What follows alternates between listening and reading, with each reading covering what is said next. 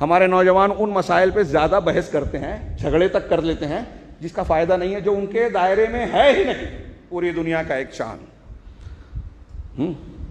مان لیے تھوڑی دیر کے لیے صحیح اور غلط، اس سے مسلمانوں کے خیر اور شر کا کتنا تعلق ہے اور کتنا عمل ممکن ہے۔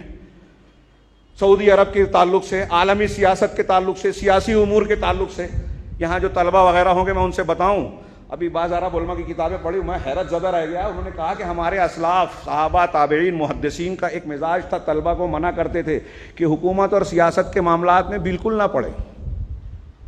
اس لیے بعض اساتذہ علماء ایسے چیزوں سے اخبار کو پڑھنا، اب اخبار کو پڑھنا منع کہوں گا تو آپ کہیں گے کہ حالات حاضرہ سے کچھ سے ناواقف رہنے کی بات کی جا رہی ہے۔ نہیں، آپ واقفیت حاصل کریں لیکن ان امور میں اپنے آپ کو ملوث نہ کریں جس سے آپ کا تعلق ہی نہیں ہے۔ اگر آپ غریب آدمی ہیں، قیامت کے دن اللہ پوچھے گا کہ آپ نے زکوٰۃ نہیں دی، کیوں نہیں دی؟ اگر آپ لنگڑے لولے یہ ہیں تو کیا اللہ رب العالمین وہ سوال کرے گا جو آپ نہیں کر سکتے تھے کہ کیوں نہیں کیا؟ حج نہیں کر سکتے تھے، سوال کرے گا؟ نہیں کرے گا۔ ایک صحابی اسلام لائے، اللہ کے رسول صلی اللہ علیہ وسلم سے اجازت لی، جہاد کیا، شہید ہو گئے، ایک وقت کی نماز نہیں پڑھی، مجرم ہے، اللہ پوچھے گا نماز کیوں نہیں پڑھی؟ نماز ان پر فرض ہوئی ہی نہیں۔ ایسے ہی ہمارے نوجوان، اور آپ کے کرناٹک میں زیادہ اس قسم کی بات سننے میں آ رہی ہے، پورے ہندوستان میں چل رہا ہے، ایک منصوبہ بنایا گیا ہے مسلمانوں کے خلاف شکار کرنے کے لیے۔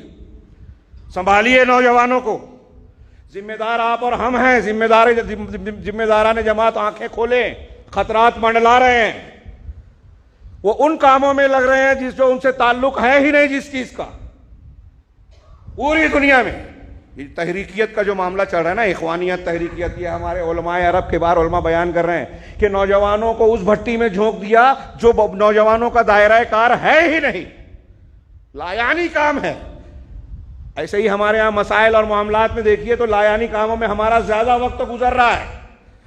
تو یہ جو بے مقصدیت کی زندگی، غیر اہم چیزوں پر توجہ دینا، اہم چیزوں کو نظر انداز کر دینا، یہ جو شیطانی چکر میں ہم پڑے ہوئے ہیں، ان چیزوں کے اسباب میں سے ایک سبب سب سے بڑا کیا ہے؟ جانتے ہوئے نماز کی فرضیت ہم جانتے ہیں، نماز نہیں پڑھ رہے ہیں، پابندی نہیں کر رہے ہیں، والدین کا حق جانتے ہیں، بدتمیزی کر رہے ہیں، کوئی سمجھاتا کہتے ہیں کہ ہاں ٹھیک ہے اللہ تعالیٰ نے کہا ہے کہ اف بھی نہیں کہنا چاہیے لیکن میرے ابا ذرا الگ ہے۔ میں اکثر یہ کہا کرتا ہوں، اس کا مطلب آپ کے ابا کے لیے اسپیشل قرآن کی آیت یا حدیث آنی چاہیے تھی جو نہیں آئی؟ آپ اللہ کو نہیں پتا تھا کہ آپ کے والد صاحب جو ہے آپ کے ساتھ ظلم کریں گے، پھر بھی کہہ دیا کہ اف نہ کہو؟ جانتے ہیں، مانتے نہیں ہیں، اپنی غلط کاریوں کے لیے تعویلات کرتے ہیں، بہانے بناتے ہیں۔ یہ جو صورتحال ہم نے اختیار کر رکھی ہے کہ اول تو غلط کرتے ہیں، غلط کرنے کے بعد اپنے آپ کو صحیح سمجھتے ہیں، دوسروں میں تنقید ڈھونڈتے ہیں، جب کوئی مصیبت مسلمانوں پہ آتی ہے ہر کوئی دوسرے پر الزام دیتا ہے، علماء کی غلطی ہے، ذمہ داران جمعیت کی غلطی ہے، وہ کہتے ہیں کہ عوام کی غلطی ہے، ساتھ نہیں دیتے۔ یہ سلسلہ ایک دوسرے پر الزام تراشی کا چل رہا ہے، اور میں مانتا ہوں کہ سب کی غلطی ہے، اجتماعی اور مجموعی طور پر۔ یہ غلطی کیوں ہو رہی ہے؟ اس کی کئی وجوہات میں سے ایک بڑی وجہ یہ ہے کہ ہم اللہ رب العالمین کی عظمت، کبریائی اور اس کی معرفت سے بہت دور ہیں، اللہ کو نہیں پہچانتے، کتنا بھی دعویٰ کریں۔ اللہ کی معرفت، اس کی جلال و عظمت کا سکہ ہمارے دل و دماغ میں ہوگا تو ہم اس کے سامنے جھک جائیں گے، اس سے ڈر جائیں گے، اور اس کا یہ ڈر، اس کی یہ قوت کا احساس اور علم، اس کی تعظیم ہمیں اس کی فرما برداری پر ابھارے گی، برائیوں سے روکے گی۔